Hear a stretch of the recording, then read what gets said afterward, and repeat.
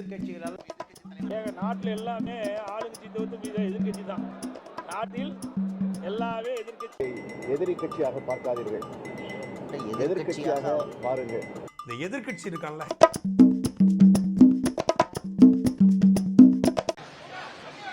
நாளைய தமிழகத்தின் முதலமைச்சர் அவருடைய சக்தி, மக்கள் சக்தி என்ற சக்தியின் மூலமாக அவருக்கு எவ்வளவு தடைகள் வந்தாலும் மக்கள் என்ற சக்தியின் மூலமாக 2026 அவர் தமிழ்நாட்டுடைய முதலமைச்சராக ஆவதை மக்களே முழு மனதோடு ஏற்றுக்கொண்டு மக்கள் சக்தியாக பிரதிபலித்து அவர் முதலமைச்சராக அரியணையிலே அமருவார்கள். அப்படி அமர்வதற்கு இங்கே இருக்கிற உணர்ச்சி பூர்வமான அவருடைய இயக்கத்தை சார்ந்தவர்கள் மற்றும் என்னோடு உறுதுணையாக இருந்தவர்கள் ஏறத்தாழ 4 மணி நேரம் இங்கே காத்திருந்து ஒரு சாதாரண தொண்டனாக இருக்கிற என்னை வரவேற்பதற்கு எவ்வளவு பேர் வந்திருக்கிறார் என்று சொன்னால் அதற்கு எவ்வளவு கோடி நன்றி சொன்னாலும் ஈடில்லை என்பதை நான் இந்த நேரத்தில் தெரிவித்துக் கொள்கிறேன். வெற்றி என்பது உறுதி செய்யப்பட்ட ஒன்று, அது மக்கள் சக்தியாக மாறியிருக்கிறது. ஆகவே இந்த மக்கள் சக்தியின் மூலமாக தமிழகத்தில் ஒரு மாற்றத்தை, புதிய சமுதாயத்தை உருவாக்குவதற்கு, ஒரு நேர்மையான ஆட்சியை தமிழகத்தில் உருவாக்குவதற்கு, புனிதமான ஆட்சியை தமிழகத்தில் உருவாக்குவதற்கு புறப்பட்டிருக்கிறார். அவர் பயணம் 2026 தமிழ்நாட்டுடைய முதலமைச்சராக அவர் அமர்வார். மக்கள் சக்தியோடு என்பதை மட்டும் இந்த நேரத்தில் தெரிவித்து, மக்கள் சக்தியை வீழ்த்துவதற்கு எந்த சக்தியாலும் தமிழகத்தில் முடியாது. ஆகவே மக்கள் சக்தி என்று ஒன்று திரண்டிருக்கிறது.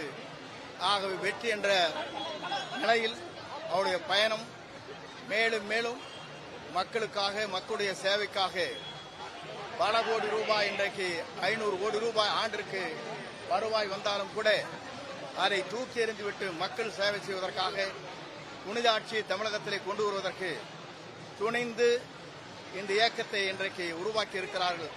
அதிலே நான் இடம்பெற்றிருக்கிறேன். இவர்களோடு சேர்ந்து அந்த பணிகளை என் உயிர் மூச்சுள்ள வரை அவரை முதலமைச்சராக உருவாக்குவதற்கு இருங்க, நான் சொல்றேன். புதிதாக இதைத்தான் அன்றைக்கு கேட்டார்கள்.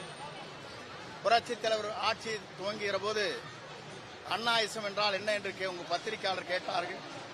அப்போது அண்ணாயிசம் என்றால் ஒழுகாத வீடு, கிளியாத உடை, ஆறாசோர் என்று சொன்னார். இன்றைக்கு சொல்லி இருக்கிறார், எல்லோருக்கும் வீடு வேண்டும், பொருளாதாரத்தில் உயர்த்தப்பட வேண்டும், எல்லோரும் 2 சக்கர வாகனத்திலே பயணம் செய்ய வேண்டும் என்று அவருடைய மனிதநேயத்தோடு இன்றைக்கு அறிவித்திருக்கிறார். அதோடு மட்டுமல்ல, 2 ஆட்சியில் தான் நடைபெற்றுக் கொண்டிருந்ததே, இப்போ நடைபெற்றுக் கொண்டிருக்கிறதே தவிர அன்றைக்கு நான் சொல்லவில்லை, அது மறந்துவிடக்கூடாது. புரட்சித் தலைவர் வரையிலும், புரட்சித் தலைவர் அம்மா வரையிலும் புனித ஆட்சி தமிழகத்தில் நடைபெற்றது. இன்றைக்கு நடைபெற்றுக் கொண்டிருக்கிற இந்த 2 ஆட்சியும் மாற்றப்பட வேண்டும் என்று எல்லோரும் விரும்புகிறார்கள்.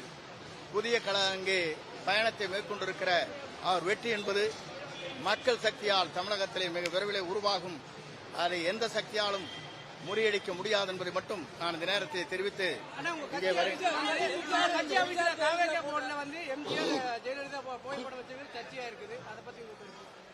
என்னை பொறுத்தவரையிலும் நேற்று தினம் பத்திரிகையாளர் கேட்டார்கள், உங்கள் படத்தை, அம்மா படத்தை வைத்துக் கொண்டிருக்கிறீர்களே, இப்போது இதில் இணைக்கப்பட்டிருக்கு என்று கேட்டார்கள்.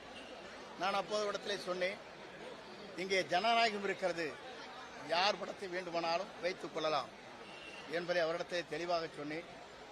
அது மட்டுமல்ல, இன்று அவருடைய வாகனம் செல்லுகிற போது ஒரு புறத்திலே புரட்சித் தலைவர், ஒரு புறத்திலே அண்ணா படமும் இருக்கிறது என்பதை நீங்கள் மறந்துவிடக்கூடாது. திராவிட இயக்கத்தை மீண்டும் தமிழகத்திலே உருவாக்குவதற்கு முதல் தலைமுறையிலே எங்களை போன்றவர்கள் புரட்சித் தலைவருடைய வழியில் என்று நாங்கள் பணியாற்றினோம். அதற்கு பிறகு புரட்சித் தலைவர் அம்மா வழியில் என்று பணியாற்றி இருக்கிறோம். 3வது தலைமுறையாக இவரை ஆட்சி கட்டிலே அமர்வதற்கு எல்லோருடைய உறுதுணையோடு, மக்கள் சக்தியோடு எங்கள் பணிகள் அமையும். யாராலும்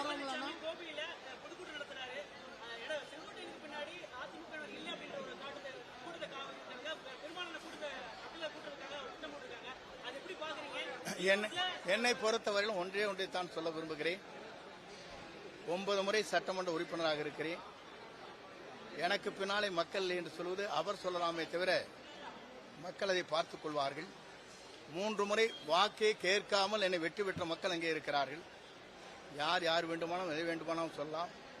ஏனென்று சொன்னால் ஒன்றே ஒன்றை நான் சொல்லுகிறேன். நான் என்று ஒருவன் நினைத்தால் ஆண்டவன் தான் என்று காட்டி விடுவார். வணக்கம்.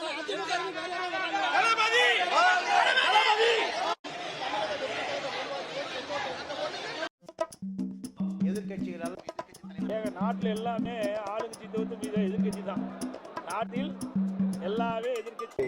எதிரி கட்சியாக பார்க்காதீர்கள், எதிர்க்கட்சியாக பாருங்கள். இந்த எதிர்க்கட்சி இருக்கான்ல